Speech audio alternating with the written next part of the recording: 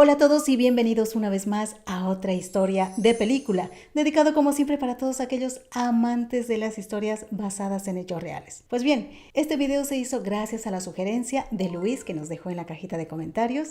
Gracias Luis por tu sugerencia y por aportar al canal.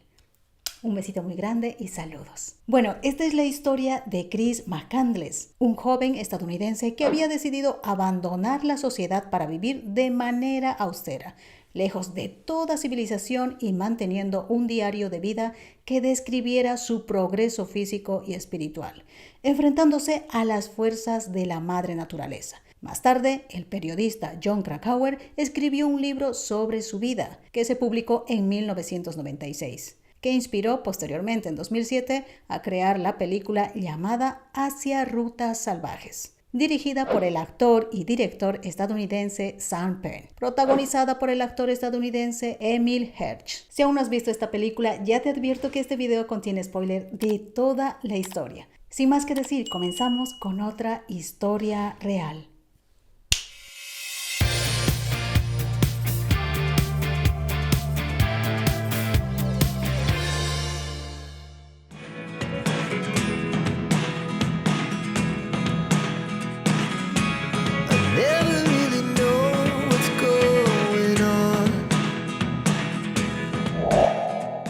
Christopher Johnson McCandless nació el 12 de febrero de 1968 en California, en los Estados Unidos. Creció en un barrio de clase media alta a las afueras de Virginia. Su padre, Walt McCandless, trabajó para la NASA como especialista en sistema de radares para los transbordadores espaciales, así como en otros proyectos de alta tecnología. Su madre, Wilhelmina, que cariñosamente se le llamaba Billy, fue la secretaria de su padre y más tarde ayudó a Walt a fundar una exitosa compañía consultora. Chris, que es así como le llamaban a nuestro protagonista, tenía una hermana llamada Karini a la que estuvo muy unido. Su infancia fue un poco complicada, ya que sus padres discutían y peleaban constantemente delante de los dos niños, e incluso llegaron a plantearse el divorcio, poniendo a los chicos en la tesitura de elegir con quién querían vivir. Walt, el padre, era muy violento, bebía demasiado y en ocasiones estallaba en ira, lo que terminaba con azotes y palizas hacia su esposa e hijos. Su esposa fue la principal víctima, pero también era victimaria, ya que no hacía nada para defender a sus hijos cada vez que éste los castigaba. Un claro ejemplo se produjo una semana después de que Karini, la hija, se graduara de la escuela secundaria en 1989. Cuando llegó a su casa, su padre la estaba esperando en la puerta intoxicado por el alcohol y aprovechando su borrachera golpeó violentamente al adolescente y aparentemente sin ningún motivo. La madre no estaba en la casa esa noche. Así que Karini, golpeada y sollozando, llamó a su madre por teléfono para contarle lo sucedido. Su madre le dijo: ¿sabes qué, Karini? Creo que eres una mentirosa. Es así como los hijos recuerdan a sus padres en su infancia y adolescencia. Más tarde, y gracias a un amigo de la familia, Chris, nuestro protagonista de hoy, se enteró de que su padre había tenido hijos con otra antes de conocer a su madre. Y además, su padre seguía casado legalmente con aquella mujer. Esta historia familiar cuenta con una cantidad sorprendente de comportamientos tóxicos. La mayor parte proviene del padre. Karini, la hermana de Chris, los describe como una pareja que en su mejor momento eran buenos proveedores y divertidos, pero en su peor momento eran crueles y abusivos. Pero eso sí, los chicos eran muy buenos estudiantes. Además, desde muy temprano, sus maestros también notaron que Chris tenía una voluntad inusualmente férrea a hacer bien las cosas. Al crecer, adquirió un intenso idealismo y una gran resistencia física. En la escuela secundaria fue capitán en el equipo de atletismo, donde animó a sus compañeros de equipo a correr como si de un ejercicio espiritual se tratara. Se graduó en la escuela secundaria Watson en 1986 y en la Universidad de Emory en 1990, especializándose en historia y antropología.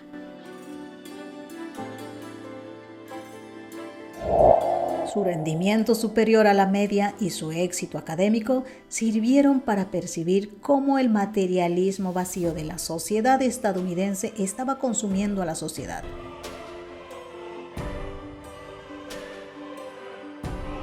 En su primer año en la universidad se le ofreció pertenecer a la prestigiosa fraternidad Phi Beta Kappa. Es una sociedad de honor académica de Estados Unidos. Su misión es celebrar y promover la excelencia en las humanidades y las ciencias, e introducir a los estudiantes más destacados de las artes y las ciencias en las universidades más prestigiosas de los Estados Unidos. Pero Chris lo rechazó, argumentando que los honores y los títulos son irrelevantes.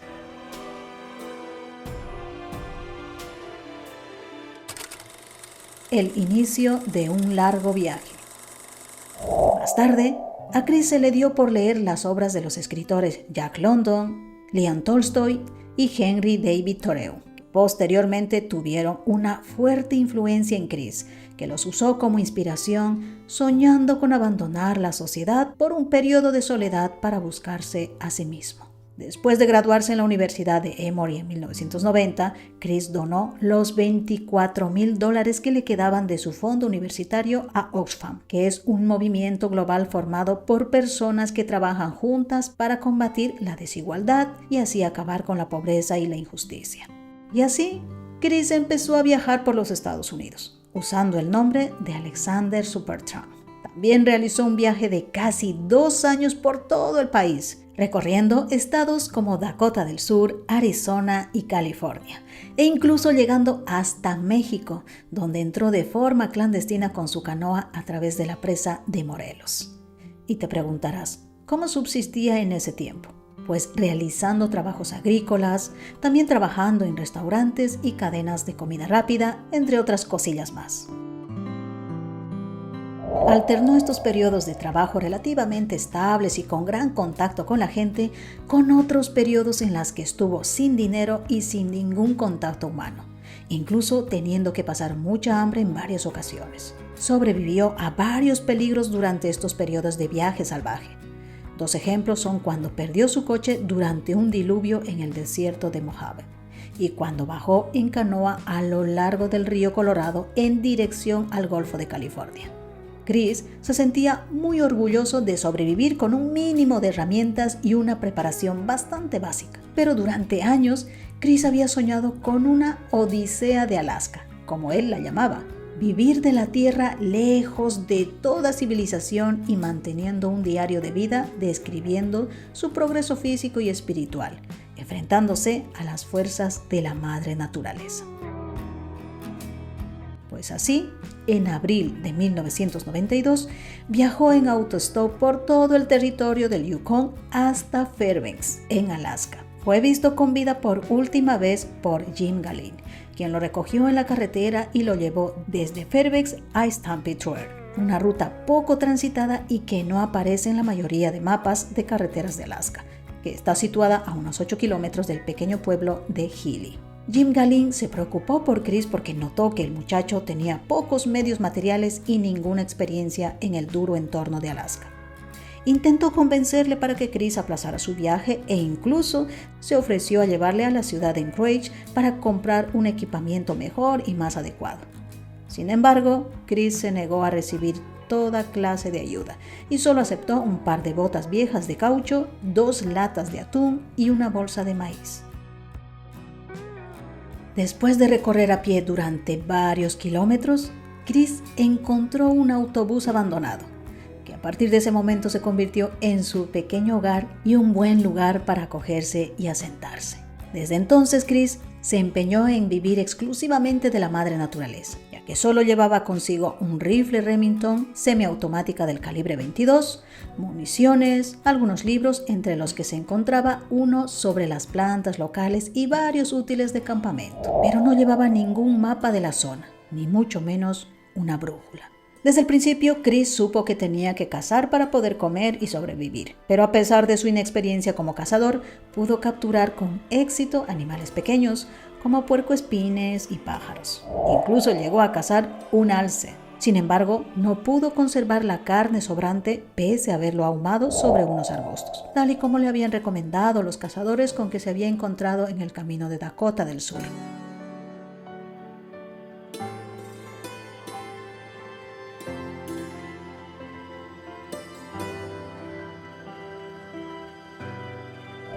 Después de vivir con éxito en el autobús durante varios meses, Chris decidió abandonarlo en julio. Pero se encontró el sendero bloqueado por el río Teclanica, que estaba entonces considerablemente más crecido que cuando la había cruzado en el mes de abril. Hasta aquí, Chris había intentado con todas sus fuerzas encontrar una nueva manera de vivir, sin sentirse atrapado por la guionizada vida que todo ser humano puede sentir vivir en su día a día. Pero para entender un poco a Chris sobre la decisión de aislarse del mundo, su hermana Karini contó que cuando se enteró que él y su hermana eran hijos ilegítimos, no lo llevó muy bien. Al parecer, en la década de 1960, Walt, el padre, estaba casado con una mujer llamada Marcia, con quien llegó a tener 6 hijos. Mientras este trabajaba, conoció a Billy, su madre, que trabajaba como su secretaria, y más tarde ella y Walt comenzaron a tener una aventura. Durante años, Walt mantuvo 2 hogares, una para Marcia y sus hijos y otra para Billy, Chris y Karini. Es más, Chris nació en 1968, solo 3 meses después de que Marcia diera a luz a un 5º hijo. Posteriormente, Walt y Billy se casaron unos años después de que Walt se divorciara de Marcia en 1972. Aquello hirió y marcó profundamente a Chris, y según su hermana Karini, fue una de las motivaciones para emprender su viaje y de escapar de sus padres. ¿Dónde estaba Chris? Pero desafortunadamente el 6 de septiembre de 1992, 2 excursionistas y un grupo de cazadores de alces encontraron esta nota en la puerta del autobús. Auxilio, necesito que me ayude.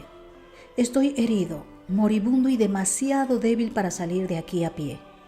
Estoy completamente solo. No es una broma. Por Dios, le pido que se quede para salvarme. He salido a recoger bayas y volveré esta noche. Gracias. Chris McCandless. ¿Agosto?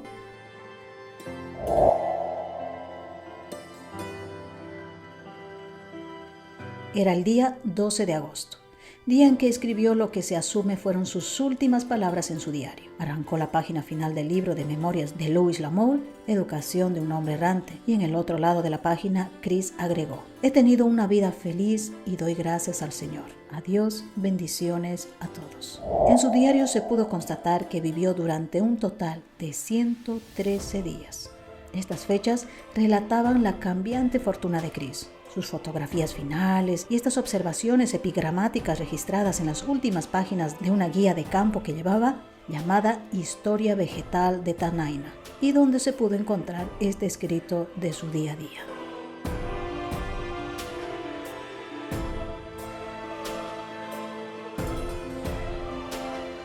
El cuerpo de Chris fue encontrado dentro de su saco de dormir en el interior del autobús que había sido su hogar hasta el último día de su vida. Chris pesaba apenas 30 kilos y llevaba sin vida más de 2 semanas. La causa oficial de su fallecimiento al parecer fue inanición.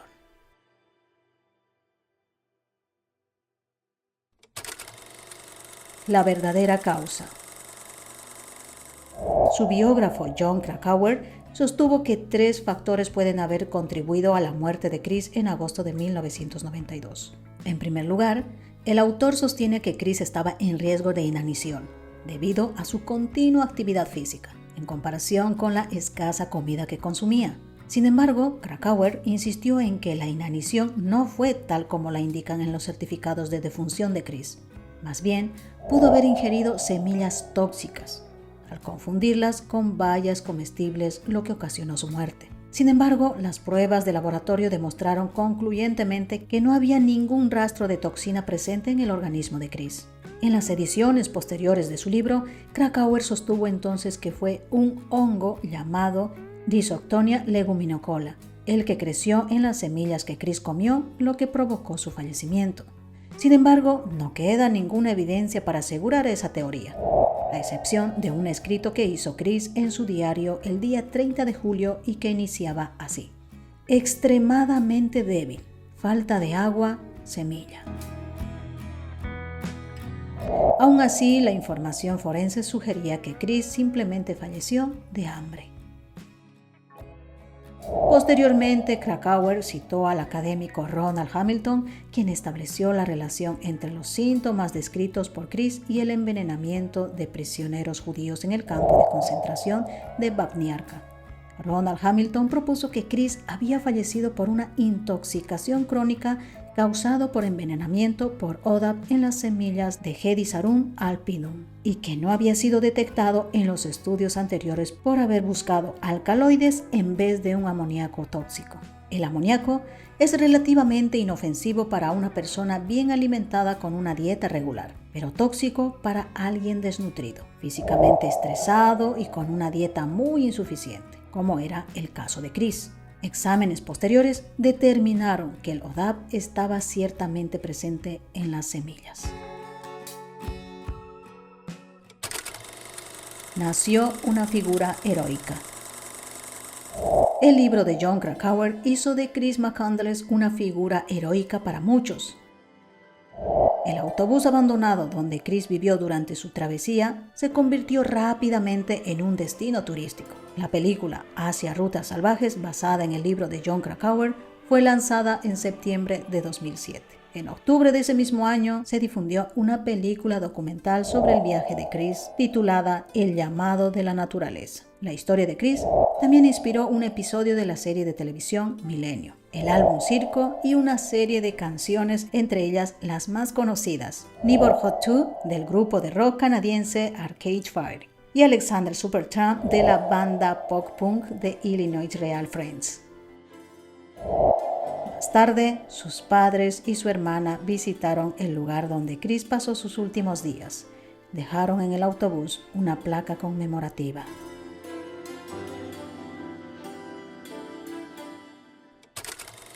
El impacto en la juventud. El 18 de junio de 2020, el famoso autobús, conocido como el autobús mágico donde falleció Chris McCandless, fue retirado de su ubicación por orden del Departamento de Recursos Naturales de Alaska.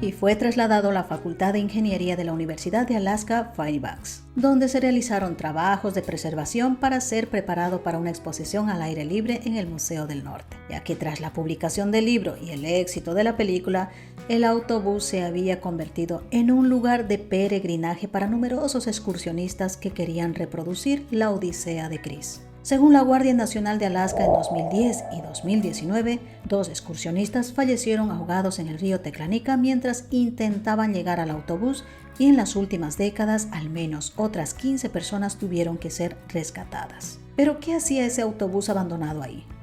Al parecer, aquel autobús donde Chris pasó sus últimos meses fue llevado a aquel lugar en el año 1961 por la compañía Utah Construction.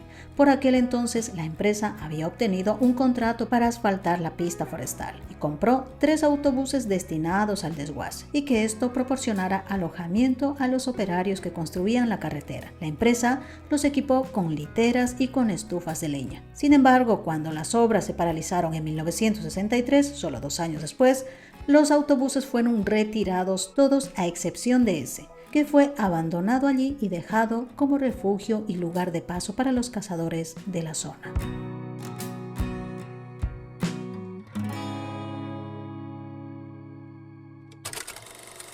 Críticas y otras visiones.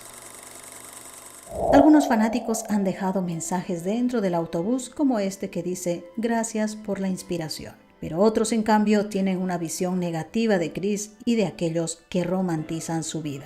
Ellos creen que Chris ni siquiera tenía ningún mapa, ignoraba la existencia de un vagón colgante a 400 metros donde pudo cruzar el río Teclanica. También ignoraba la existencia de cabañas abastecidas con suministros de emergencia que se encontraban a 6 millas más al sur del autobús, aunque estas últimas estaban destruidas y los suministros estropeados.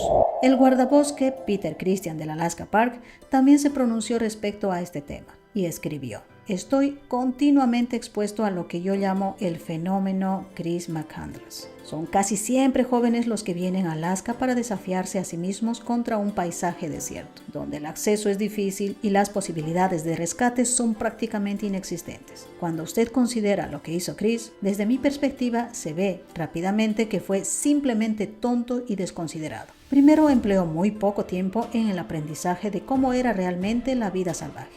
Llegó al Stampede Trail incluso sin un mapa del área. Si él hubiera tenido un mapa, podría haber salido sin dificultades. Judith Kleinfeld, profesora de psicología en una universidad de Alaska, escribió en un artículo de noticia: muchos habitantes de Alaska reaccionaron con rabia frente a su estupidez. Tendría que ser un idiota para morirse de inanición en pleno verano a 20 millas de la carretera.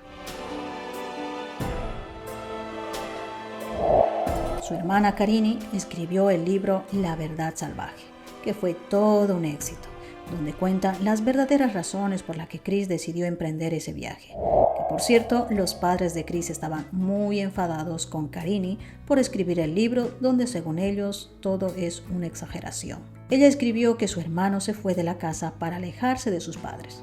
También escribió el papel de su madre en el drama, pasando de ser solo una víctima de la mano dura de su padre a ser una participante activa, culpando a los niños por el abuso. Todo esto explica por qué su hermano quiso alejarse de la familia y desapareció sin decirle a nadie a dónde iba. Pero al parecer, Chris también dejó una carta a su hermana Karini, apenas unos meses antes de comenzar su fatal expedición, donde decía: cuando llegue el momento adecuado, con una acción abrupta y rápida, dejaré completamente fuera de mi vida a nuestros padres. Voy a divorciarme de ellos como padres. Terminaré con ellos de una vez por todas. Posteriormente, los padres de Chris visitaron en marzo de 2011 el autobús donde falleció su hijo en 1992. Esto les ayudó a completar para escribir un libro de fotografías de Chris, que posteriormente publicaron el libro con el título De vuelta a lo salvaje. Es una recopilación publicada de imágenes de la cámara de Chris, todas bajo los derechos de autor de sus padres. Karini, ahora con 52 años, es emprendedora, activista y madre. Trabaja por cuenta propia con éxito desde que fundó su primera empresa a los 19 años, además de realizar conferencias en las universidades sobre la vivencia con su hermano Chris. También trabaja junto a sus padres para que su relación sea más cercana y mejor. Al parecer, la ausencia de Chris logró unirlos.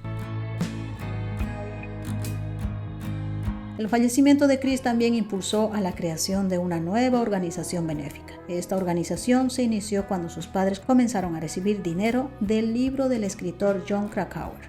La misión de la fundación es ayudar a mujeres y niños a crear y mantener una vida mejor. En la placa que dejaron sus padres en el autobús, utilizaron estas palabras que Chris dejó: he tenido una vida feliz y doy gracias al Señor. Adiós, bendiciones a todos.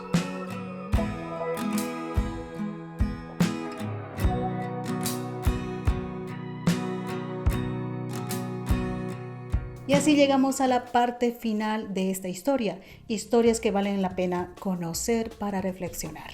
Bueno, si te gustó este video, no olvides suscribirte si aún no lo has hecho. Sobre todo, activar la campanita para que YouTube te avise cuando vuelva a subir otro video. Y también puedes dejarme en los comentarios una nueva sugerencia y puede que sea la próxima historia de película. Nos vemos en el próximo video. Que tengas un buen día. Adiós. Creo que he dado la palmada mala. De película. Historia real, ¿no? Y también puedes dejarme en los comentarios unas buenas... Vale. Nos vamos.